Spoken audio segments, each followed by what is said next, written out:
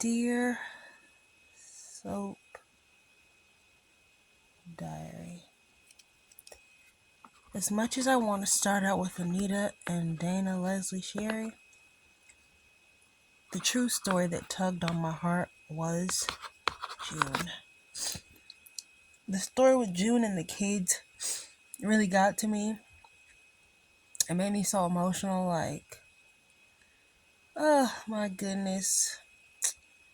Naomi gets away one more time with getting in someone's business and living to tell the tale. Naomi gets on my nerves so bad. Her and her twin brother Jacob don't do nothing. So anyway, Naomi and Jacob and June are at Orphy Jeans because Naomi still doesn't have an office. Naomi still doesn't have an office. She needs a dang on the office. And so they're at Orphy Jeans, and they're waiting for word on whether or not the twins, sorry, not the twins, Samantha and Tyrell, want to continue to see June or if they want to cut her out of their life.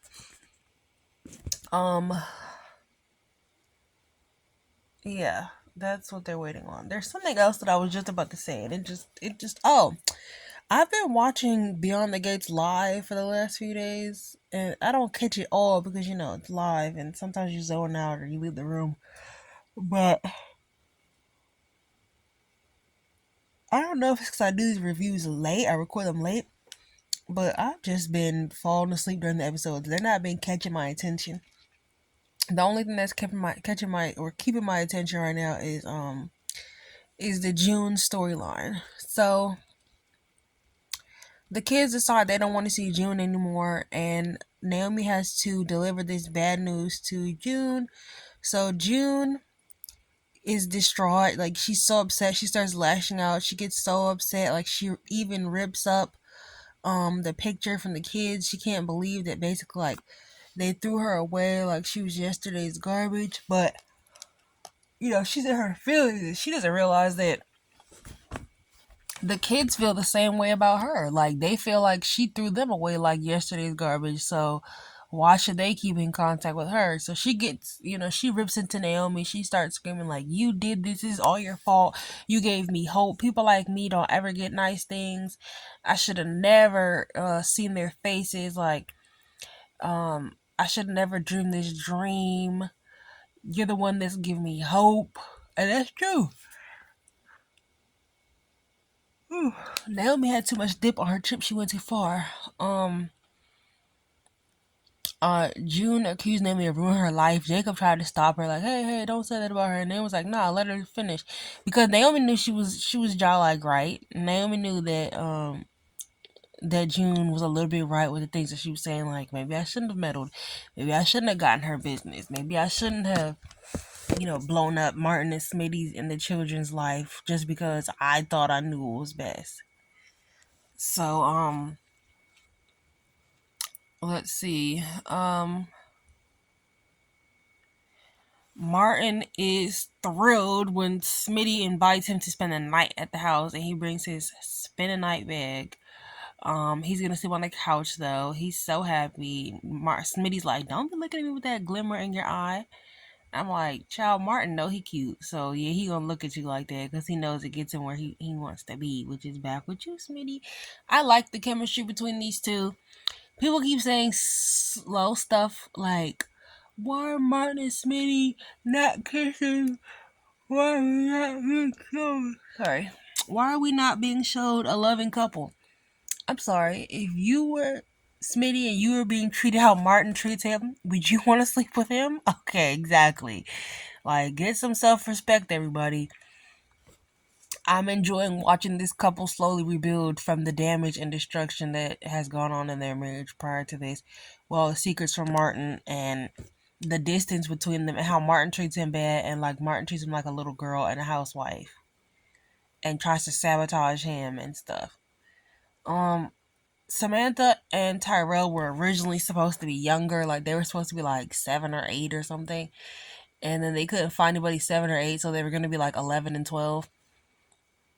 I think they're supposed to be like 9 and 10, and they couldn't find anybody like 9 and 10, so they tried to find like 11 and 12. They couldn't find anybody that age, so they made them 16 and 17. They should have made them 14 and 15, but whatever.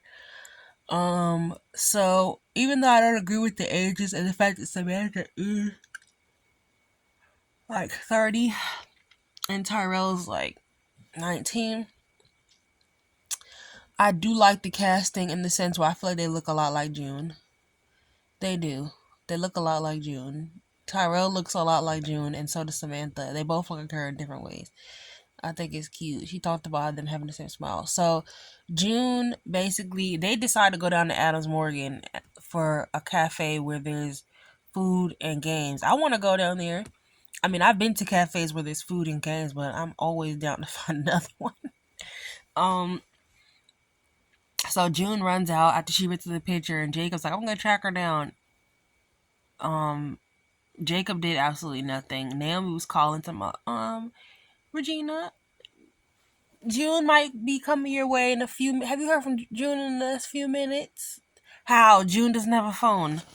Um, so June goes over to Martin and Smitty's house, and they're like, "Hey, girl, we're so sorry." Martin was very sincere. He's like, "We're so sorry, but the kids don't want to see you."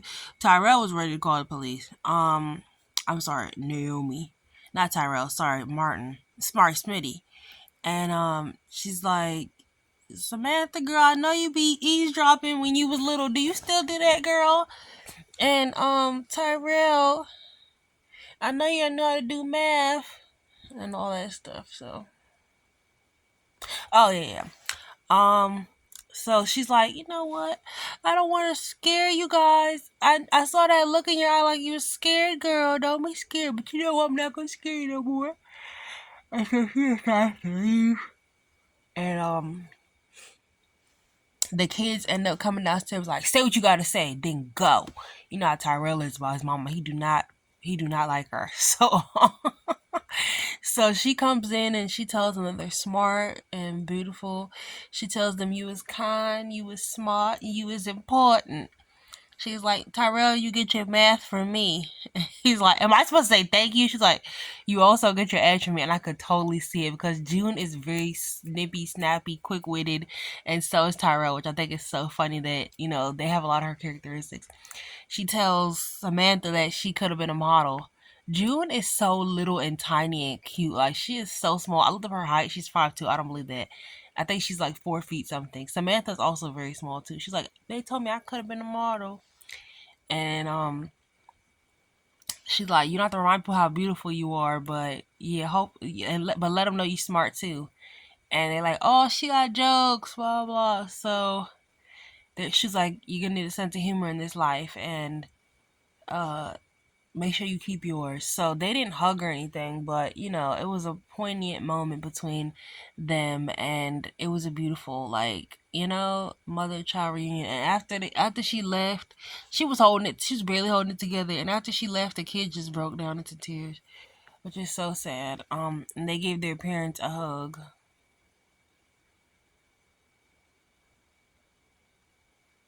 So she like, "There go Naomi, child." They be like, "No, no, no." They be like, "There go Naomi, child." So Naomi comes to the door, and then she leaves with Naomi, and she gives them one last look before she goes. Of course, the kids don't like hug her or embrace her or anything like that, and they're basically like, "We hope that she gets herself together." And honestly, when Naomi first told her that the kids didn't want her in their life, I thought she was gonna unalive herself. I thought she was gonna go back to drugs, and I thought she was gonna unalive herself. We would find her like, unalive on the street, deceased on the street. So I'm glad that didn't happen. I'm glad she went back and they had that moment of closure. And then, it actually inspired June to do better and be better. She's like, "I heard y'all got one of them beds down at the shelter." I guess she's tired of sleeping on the street. And she's tired of saying no to saying them nice hotels they keep putting her up in. Like, "Oh, I heard there's a bed at the shelter. Can I get one?" Jacob's like, "I'll look into it, blah, blah, blah." And so, she says, okay, and can y'all help me get a quiet little job? Because I don't want to be around people too much, but, I do have skills. And I'm glad that it inspired June to work and to make a difference and a change in her life so she could be there for her kids and be the type of person that they would want or need in their life and one day be proud of, because she told them that, she's proud of them. So the girl, it wasn't a lot of people's episode. This episode was actually like only 3 different scenes. Not scenes, but like, it wasn't that many like characters in this episode, which I like. That's one thing I like about Beyond the Gates. Like, they really give you the focus. Although they rush some things. I'm tired of GH reviews. I love it. I love the show, but like, it'd be 70,000 people in each episode, and it's so hard to not miss something. So Eva's trying to get her mom to not meet with Anita, which I understand why. And she's dancing around her apartment song, "Big girls don't cry, big girls don't lie." And I was singing that in the bathroom this morning. Oh, she pissed me off by singing my song like that. She's like, Mama, you need to tread lightly. She's like, why start now? Eva's a lost cause, girl. Shut up. She was in a drawer daydreaming about her so-called grandmother, and she was over there like, just trying to get her mother to listen to reason, but also Eva wasn't making any sense when she was talking either. So why do you want to talk to Anita? So why do you want to see Mrs. Dupree? What do you think you're going to get out of this?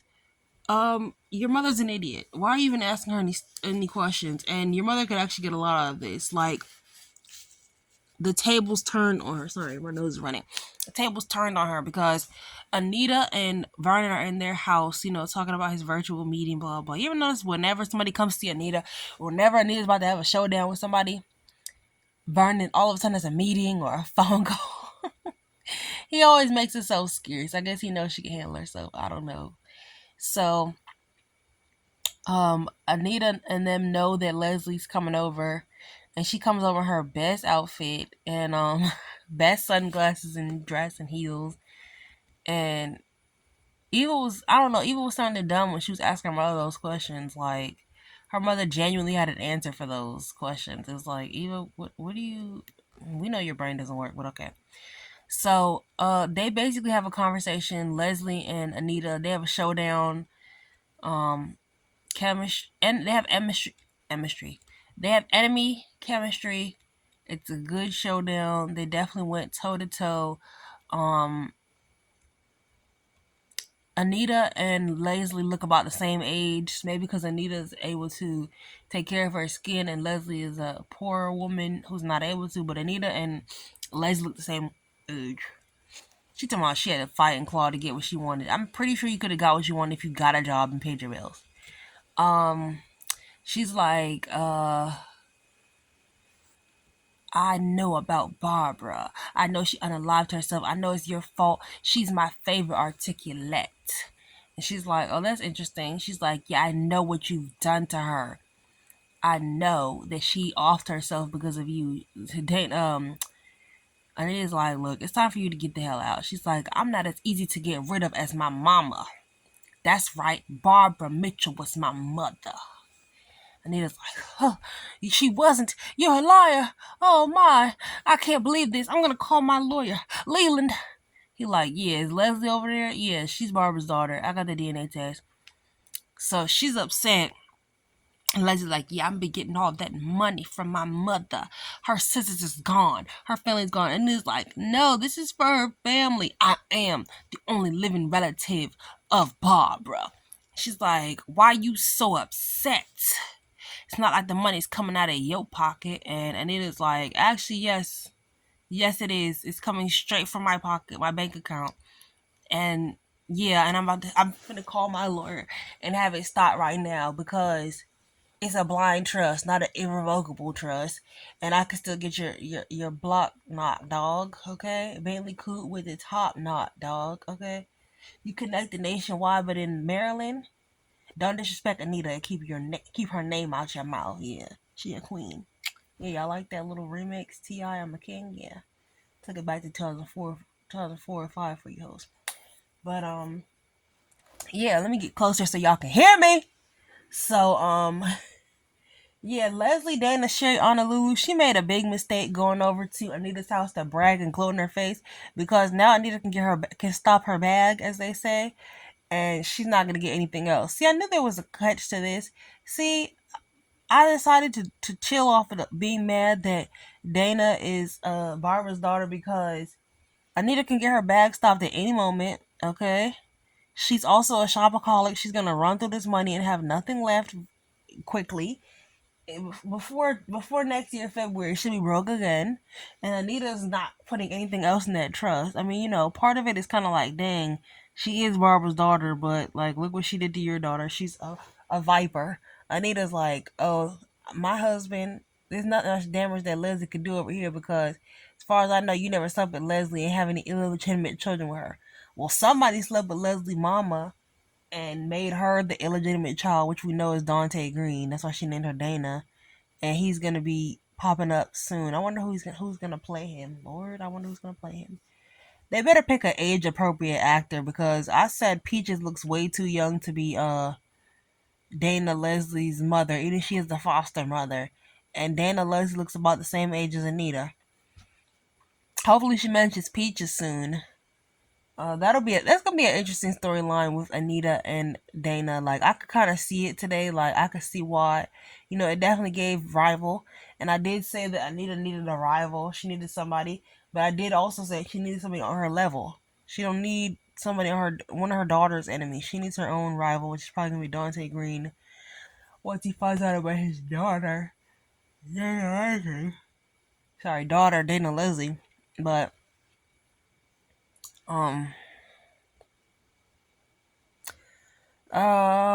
Yeah, so that's gonna be interesting. Like I said, they went toe to toe. It was intense. They definitely brought their A games. Both ladies brought their great acting performances. Leslie was serious for once. I'm tired of Leslie being goofy all the time and singing them little songs and dancing and all that. I'm tired of it. I'm ready for Leslie to be serious. I'm tired of Leslie the goofball. Silly Leslie. Like, I'm tired of her being a cartoon villain. Really bring that energy, bring that intensity, bring that evil back, like you did today. Okay, that's what I like to see. If you're gonna be a villain, be a villain. Stop joking around. The show has designated you the villain, the nemesis.